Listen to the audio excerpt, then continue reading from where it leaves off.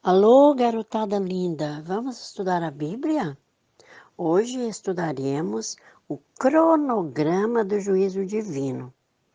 O juízo de Deus divide-se em três partes. E nós vamos começar com o tempo hoje. Jesus Cristo, o nosso Salvador, está no santuário celestial, no lugar santíssimo do santuário celestial. Ele está intercedendo por nós. Chama-se juízo investigativo ou juízo de misericórdia, aonde Jesus intercede por nós. Vamos ler? O primeiro verso está em Daniel 7 e o verso 13. Eu estava olhando nas minhas visões da noite, e eis que vinha com as nuvens do céu, um como filho do homem, e dirigiu-se ao ancião de dias, e o fizeram chegar até ele. Foi-lhe dado domínio e glória e reino, para que os povos, nações e homens de todas as línguas o servissem. O seu domínio é domínio eterno, que não passará, e o seu reino jamais será destruído. Notem, muita atenção. O seu domínio é domínio eterno e é para todos os homens e nações. Vamos ainda ler em Isaías 43. Diz assim: Desperta-me a memória, entremos juntos em juízo. Apresenta as tuas razões para que possa justificar-te. E no 41 diz assim, 41 verso 1, Calai-vos perante mim, ó filhos e filhas, e os povos renovem as suas forças. Cheguem-se e então falem, cheguemo-nos e pleitemo-nos juntos. Olha que coisa maravilhosa! Jesus convida que nós vamos pleitear junto com Ele, diante do céu. Nós haveremos de pleitear para receber perdão, porque nos Salmos diz assim, ó, Salmo 50, verso 6, os céus anunciam a sua justiça, porque é o próprio Deus que julga. Deus, o Senhor, Ele vai julgar o seu povo, porém, nesse primeiro período, é julgado com misericórdia. Com misericórdia. Diz assim, no Salmo 130 e no verso 4, Contigo, porém, está o perdão, para que te temam. Uma vez Jesus disse que aquele que não crê no Filho de Deus já está condenado. É tão estranha essa frase. Se eu não creio, eu já estou condenado? Sim, porque se eu não creio, eu não peço perdão para Ele. E a minha salvação depende de eu me achegar e pedir perdão ao meu Cristo. Como? De que jeito? O Senhor Jesus disse, entra no teu quarto, fecha a tua porta e fala com teu Pai que está nos céus. Derrama a tua alma perante Ele e todos os assuntos você fala com Ele. Se você tem certeza que fez o bem, agradeça, porque é a ajuda dEle. Se você tem dúvida do que você está fazendo, peça sabedoria, que Ele vai lhe esclarecer. Se você fez o mal, peça-lhe perdão, com objetivo especial, sincero, com fervor no seu coração, que Ele vai lhe perdoar. Ainda vamos ler o que está em 2 Coríntios 5 e o verso 10. Está bem aqui, ó. Porque importa que todos nós compareçamos perante o tribunal de Cristo, para que cada um receba segundo o bem ou o mal que tiver feito por meio do corpo. Nós temos que comparecer perante o tribunal de Deus, porque é lá que nós vamos receber o perdão, pelo método já falado, entrando no nosso quarto, fechando a nossa porta, vamos falar com Deus. E o apóstolo Paulo acrescenta ainda assim: acheguemo-nos, portanto, confiadamente junto ao trono da graça, a fim de recebermos misericórdia e achamos graça para socorro em ocasião oportuna. Olha que maravilha! Aqui terminamos o primeiro estudo na primeira fase. Passamos para a segunda fase. Voltamos para Daniel e vamos ver o que ele continua ensinando para a segunda fase do juízo. Daniel 7, verso 27. O reino, o domínio e a majestade do reino, debaixo de todo o céu, serão dados ao povo dos santos do Altíssimo. O seu reino será reino eterno, e todos os domínios o servirão e lhe obedecerão. Olha, irmão, olha que coisa maravilhosa!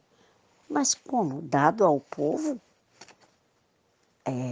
Os santos do Altíssimo também terão lugar. Apocalipse 4:4. As seguintes palavras: ao redor do trono há também 24 tronos, e assentados neles 24 anciãos, vestidos de branco, em cujas cabeças estão coroas de ouro. Coroas de ouro na cabeça. E o que eles estão fazendo lá? Vamos ler em Apocalipse 20 e no verso 4. Vi também tronos, e nestes sentaram aqueles aos quais foi dada a autoridade de julgar. Então, quem tem autoridade de julgar é juiz. Mas como? Eles podem ajudar no juízo? Sim, é decreto de Deus. Quando Jesus andava aqui na terra, o Senhor Jesus fez uma declaração muito importante. Vamos ver em Mateus 19 e no verso 28. Jesus lhes respondeu: em verdade vos digo, que vós, os que me seguistes, quando na regeneração o Filho do Homem se assentar no trono da sua glória, também vós assentareis em 12 tronos, para julgar as 12 tribos de Israel. Não esqueçam que esse julgamento não salva ninguém. Eles já estão perdidos. Mas é um julgamento de comprovação. Por que eles se perderam? Tudo vai ficar declarado. E outro além, por que 12? Se lá fala em 24. Como no Israel antigo, o Senhor separou 12 pessoas para julgar, no Israel moderno terá mais 12. Mas ainda vamos ler em Lucas 22, 30, que complementa dizendo assim, ó. Assim como meu Pai me confiou um reino, eu vou-lo confio, para que comais e bebais a minha mesa no meu reino, e vos assentareis em tronos para julgar as 12 tribos de Israel. Olha que coisa maravilhosa. Os apóstolos vão julgar o Israel do seu tempo. Então, faltou mais 12. 12 com 12 dá 24. Agora vamos ver os outros 12 aonde estão. Abriamos em Apocalipse 3, no verso 21, diz assim: ao vencedor dar-lhe-ei sentar-se comigo no meu trono, assim como também eu venci e me sentei com meu Pai no seu trono. Então, já tinha 12 apóstolos, agora mais 12 pessoas, segundo a seleção de Deus. Notem que esse verso está no final da carta à Laodiceia. É o nosso tempo. Então, no nosso tempo, o Senhor vai selecionar 12 pessoas que serão ministros de Deus para julgar, ajudar a julgar lá no céu, no tempo do milênio. Não esqueça, depois que Jesus vier a essa terra e voltar para o céu, terá um período chamado milênio. Vai haver este juízo comprobatório para saber os que foram para o céu estão felizes lá, mas e os que não foram? Tem muitos parentes que não estão gostosos com isso. Então haverá uma declaração, olhando nos livros, é claro, feita com a ajuda especial desses juízes, para saber por que eles não estarão lá.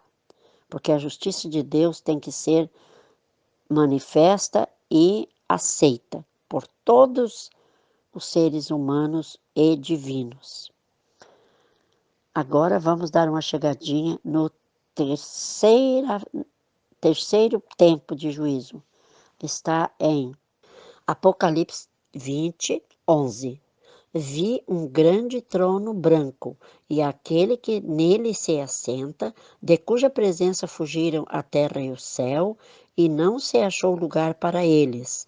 Vi também os mortos, os grandes e os pequenos, postos em pé diante do trono. Então se abriram livros. Ainda outro livro, o livro da vida, foi aberto, e os mortos foram julgados segundo as suas obras, conforme o que se achava escrito nos livros. Depois que tudo virá para a terra, haverá um terceiro julgamento, o julgamento dos mortos, que agora estarão de pé, segundo diz o apóstolo, profeta João. Se eles estão de pé, é porque eles ressuscitaram. E agora voltamos para Daniel para saber como será esta ressurreição. Daniel 7 e o verso 9. Diz assim: Continuei olhando até que foram postos uns tronos, e o ancião de dia se assentou. Sua veste era branca como a neve, e os cabelos da cabeça como a pura lã. O seu trono era chama de fogo, e suas rodas eram fogo ardente. Um rio de fogo manava e saía de diante dele. Milhares de milhares o serviam, e miríades de miríades estavam diante dele. Assentou-se o tribunal e abriram-se os livros. Olha que fase de juízo, que coisa incrível, tremenda diante de Deus, de todo o universo. Ali estão os mortos de pé, eram mortos, mas ressuscitaram, e estão de pé para receber a sua sentença. Mas antes de serem condenados, eles vão receber clareza de tudo o que fizeram através dos livros de registro. Que coisa incrível, que acontecimento tremendo vai acontecer, e todos os seres estão ali para receberem a sua sentença. Não esqueçam, no primeiro julgamento, Deus é juiz de misericórdia. No terceiro julgamento, Deus é juiz de condenação. Fique bem claro, Jesus é advogado no primeiro julgamento porque é para salvar. Ele é advogado e o juiz, que diz o salmista, com ele estará o perdão. No segundo julgamento é com os 24 anciãos. No terceiro julgamento é Deus, o Pai, tremendo, juiz de condenação. Ali tem fogo, fogo por todos os lados, porque para julgar e para condenar, o término é esse. Então, tem fogo junto ao trono, é o Pai, o Filho e o Espírito Santo. Tem fogo junto aos para mostrar os anjos, que é o rio de fogo, e tem umas rodas de fogo. Que rodas são essas de fogo? Vamos a Ezequiel entender o que é essas rodas de fogo? Ezequiel capítulo 1, a partir do verso 17. Andando elas, podiam ir em 4 direções, e não se viravam quando iam. As suas cambotas eram altas e metiam medo, e, nas 4 rodas, as mesmas eram cheias de olhos ao redor. Andando os seres viventes, achavam as rodas ao lado deles. Elevando-se eles também, elas se elevavam. Para onde o espírito queria ir, iam, pois o espírito os impelia, e as rodas se elevavam juntamente com eles, porque nelas havia o espírito dos seres viventes. O espírito dos seres viventes é o espírito de Cristo. Cristo apareceu nos céus com 4 seres viventes, demonstrando o seu trabalho que ele fez por toda a vida. Então diz assim: andando eles, andavam elas, parando eles, paravam elas, e elevando-se eles da terra, elevavam-se também as rodas, juntamente com eles, porque o espírito dos seres viventes estava nas rodas. Sobre a cabeça dos seres viventes havia algo semelhante ao firmamento, como cristal brilhante que emitia medo, estendido por sobre a sua cabeça. Está vendo? Cristo com firmamento, semelhante ao firmamento, havia um cerco brilhante estendido por a sua cabeça. Isto está bem claro que esse Espírito era a pessoa de Jesus Cristo. E como andava junto com as rodas? Vamos entender em Apocalipse, nós vamos entender quem estava junto com Cristo. No meio dos candeeiros, um, semelhante a filho do homem, com vestes talares e cingido à cintura do peito, com uma cinta, à altura do peito, com uma cinta de ouro. No meio dos candeeiros. E o que é esses candeeiros? Vamos para o verso 20? 1, verso 20. E os 7 candeeiros são as 7 igrejas. Então, as igrejas estão junto com Cristo, para lá e para cá, como diz Ezequiel. E por que 4? Agora, esse assunto é muito interessante e é particular. A única igreja que nós conhecemos com 4 departamentos é a Igreja Adventista do Sétimo Dia. Ela tem 4 departamentos.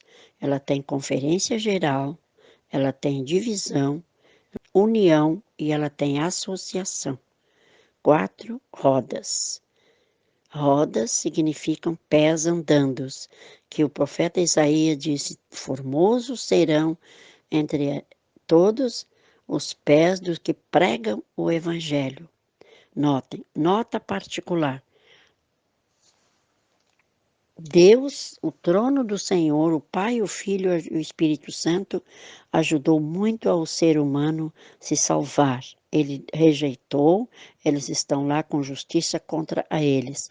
Os anjos ajudaram muito o ser humano se salvar.